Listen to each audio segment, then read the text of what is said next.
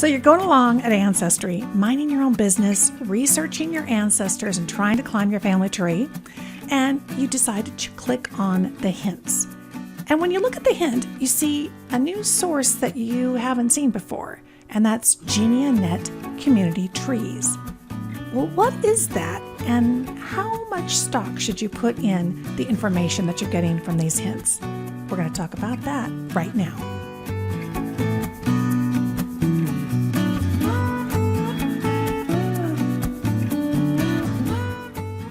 Hi, I'm Louise Cooke. Thank you so much for dropping by the Genealogy Gems YouTube channel, where we want to help you be more successful climbing your family tree. And today we're going to be answering a question from one of our viewers who got a little puzzled by one of the sources that she came across in one of her recent ancestry hints. Now, before we jump into that, I just want to remind you to click the subscribe button, because that's how you can kind of put us in your favorites list, and then you'll get answers to questions and lots of great strategies for genealogy research every single week. You can also subscribe to my free email newsletter over at genealogygems.com. You'll find a red button on the home page, and when you subscribe, you'll get a weekly newsletter that tells you about not only the videos that are happening here on YouTube, but also the free Genealogy Gems podcast. You can take us along in your favorite podcast app, or go to your app store and download the Genealogy Gems podcast app. And with the sign up, you also get a free little PDF download with some goodies and some really helpful genealogy strategies. And speaking of helpful genealogy strategies, let's talk about this question that I got from Monette, because I think it's a good one. She says, what is this new thing I am seeing on Ancestry hints? Geneanet Community Trees. Well, that's a good question, and let's jump over to Ancestry and find out. Okay, so we're over here at Ancestry.com, of course, one of the biggest genealogy websites out there, and we're looking through the family tree, and as you can see, there are lots of hints on here. I've been very busy working on a brick wall, some very focused research, and I've gotten behind, and boy, the hints keep coming. So we know that they're there because we see the little green leaf on this ancestor. So let's say I'm going to click my ancestor here, Elizabeth Rinker, 15 hints. We'll click that. I've got lots to learn about her. And we see some things here. Now, we're used to seeing that there are ancestry member trees that are coming up as our hints. Now, keep in mind, we've talked about this before here at Genealogy Gems, that not all records are included in Ancestry's hints. There's actually a small percentage. Last number I think I heard was 10%. So just keep in mind that although we're seeing lots of new hints for records, this isn't by any stretch of the imagination all of the records that Ancestry has. It's really the most popular ones, and they want to kind of keep you engaged and get you picking some of that low-hanging fruit. So that's why we see these hints. So there's always going to be a need to continue to do your own research and to explore other records. But in this case, we are checking out all of these different hints that popped up. And as we scroll down, oh, I see what Monette came across. This Geneanet Community Trees Index. Okay, so what we're going to do first is click Review and take a look at it. Okay, so it says you can compare the details. Now, down below at the very bottom of your hint, it's going to say, would you like to save this information to your tree? The answer is no. We're not going to do that yet. We need to do our own homework. We don't know what this source is and whether or not we should trust it. And we need to look through each piece of information and see if it's actually correct, at least to the best of our knowledge. So one of the ways that we can do that is to click Compare Details, and we're going to click that button. And that will kind of compare between the two. But first and foremost, the real question here is, what is Geneanet Community Trees Index? Now, notice that when I hover my mouse over the title of that, it's linked. So that means I can right-click on it, and I'm going to open this in a new tab because I want to see what this is. This brings up this specific hint, and it's talking about that the record source here is Geneanet. Now, this is not linked, and still, I think it's unfortunate there isn't any more detail here about what this is all about. When you run across something like this, the first thing to keep in mind is that this record collection that they're referencing is obviously part of their total collection, which means we should be able to find it in the card catalog. And that's probably the best place to go to learn more about it. So we are going to come up here to the search menu at the top of the screen, and I'm on desktop. And I am going to come down to the card catalog. Oh, the card catalog is your friend. It's something that we don't think of using that often, but really we should, because this is where all the other records are that are not coming up in our hints. The other thing is, it's a really terrific resource to tell us more about the record collections that we're running into as we're doing our research and evaluating our hints.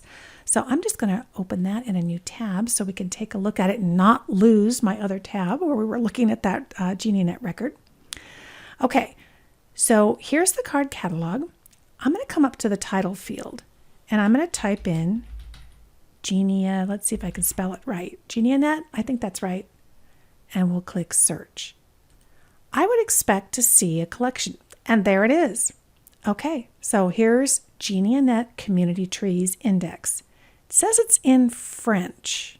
Now, that doesn't mean everything's in French, but that's kind of interesting to see what that might mean for us here. If we hover over it, it tells us, yeah, this was a really recently published collection back on August 4th of 2022.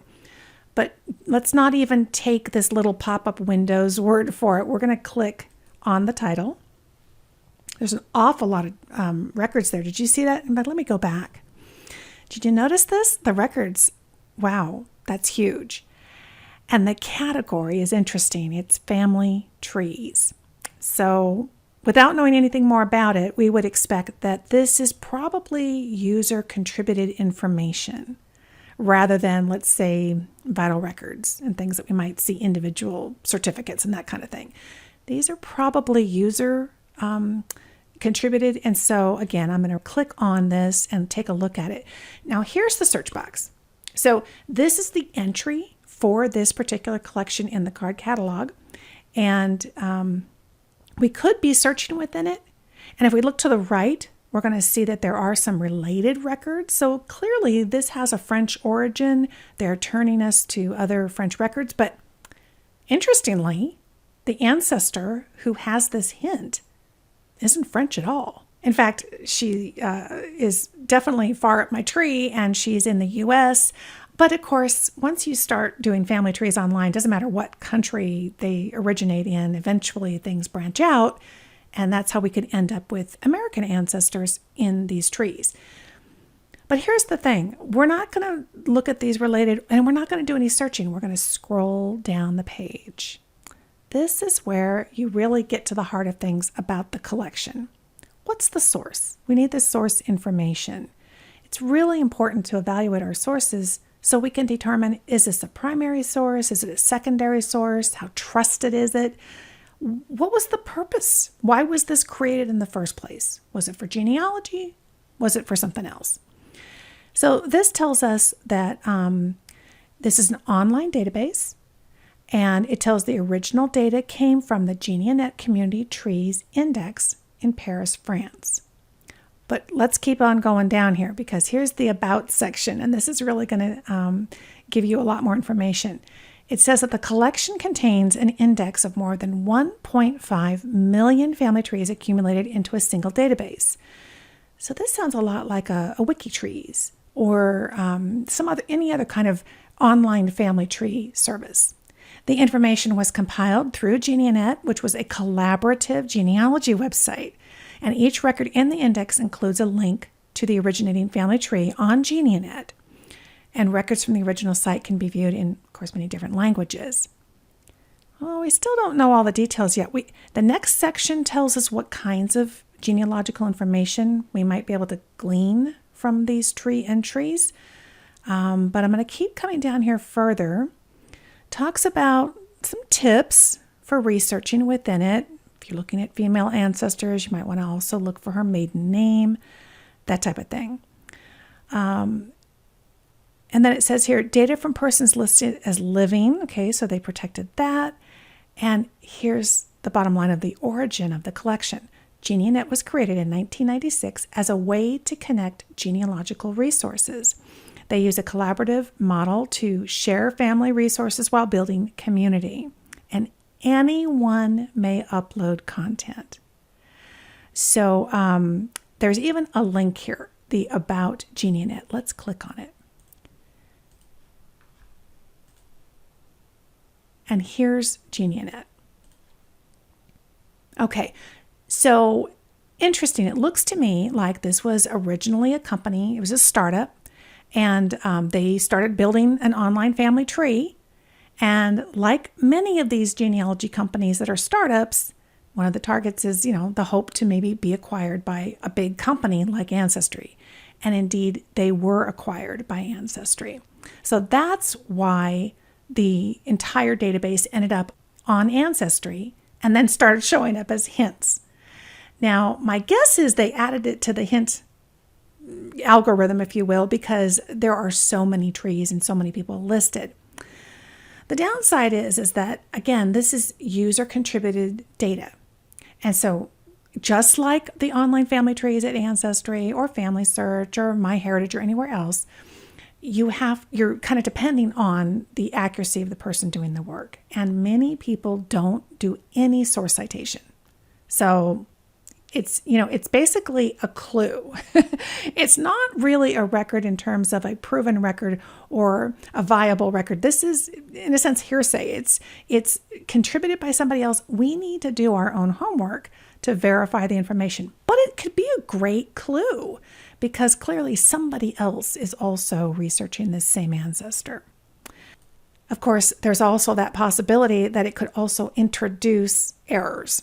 And that's why we have to be so careful to take our time to, one, become familiar with the collection itself, but then two, once we know that it's a user-contributed site, we need to take a look at it and really check and see who contributed it, what was the source for that information.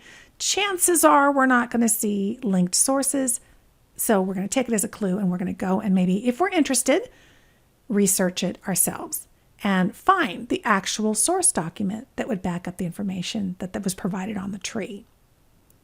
And that's one of the challenges when we bring in user information from other trees is it can start to become a bit of a kind of a rabbit hole. At first you pay attention to the hint and it alerts you that there's some information out there that somebody thinks is correct and it's about your ancestor, but it might not be your top priority right now. It might not be the most important aspect of your ancestor's life, or it might be. If it's super interesting, you can go for it. But if not, you might want to put it on the back burner, leave the hint, and don't even deal with it. You can even mark it maybe if you want to. We can do that here, maybe. And then come back to it later. But don't let it sidetrack you from your research goals. That's the thing about genealogy is it's becoming more and more automated, isn't it? Have you found that? It just feels like it's happening more and more on its own. It's kind of being fed to us through the automation, through the machine learning that's happening on these websites. But first and foremost, we have to keep our brains engaged. We need to be the one who does the evaluation and ultimately makes the decision as to what we think is accurate about our ancestor and our family history. So that's what Geneanet is. Now, if you want to learn more about Geneanet, one of the things that you can do is you come over to Google and just type in Geneanet now that we have the name. And we can see here that here's the website. Typically, companies like this are going to be listed on Wikipedia pages as well. That's a good place to get a basic summary about when was this company founded, was it purchased, is it currently active, all that kind of stuff we can typically find over in the right-hand kind of summary column. And we're also going to get the web link. So this just kind of gives us the background. So as you can see, it was originated in France, and eventually it was sold over to Ancestry. In fact, a lot of French records have been coming not only to Ancestry, but to MyHeritage. So I'm not surprised to see that that's the origin of Geneanet as well. And as we look down here on the history, I can see it says here the last comment was Geneanet was acquired by Ancestry in August 2021. Well, that's interesting. I thought we saw 2022 over here somewhere, but that may actually be when it was brought over to the system. So in 2021, they purchased it. It looks like perhaps in 2022, the index makes its way into the card catalog, and the information makes its way into your hints. I hope you found this video helpful. We are here to help you out. So if you have a question or you've run into something that you didn't recognize and wondered what it was, why don't you leave a comment below? Hey, we would love to put together videos for you to help answer those questions and show you the best ways to make the most use of your time on all of these big websites as you're doing your genealogy research.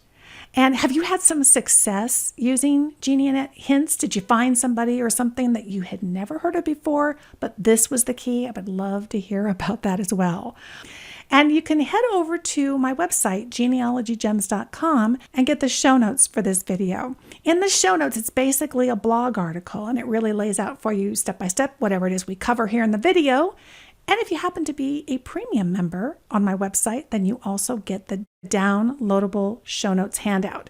It's ad-free, and many times for these videos, depending on the nature of them, sometimes we'll have extra worksheets, cheat sheets, that kind of stuff. Lots of benefits to being a premium member. Again, great talking to you. Thank you so much for listening, my friend. I'll talk to you soon.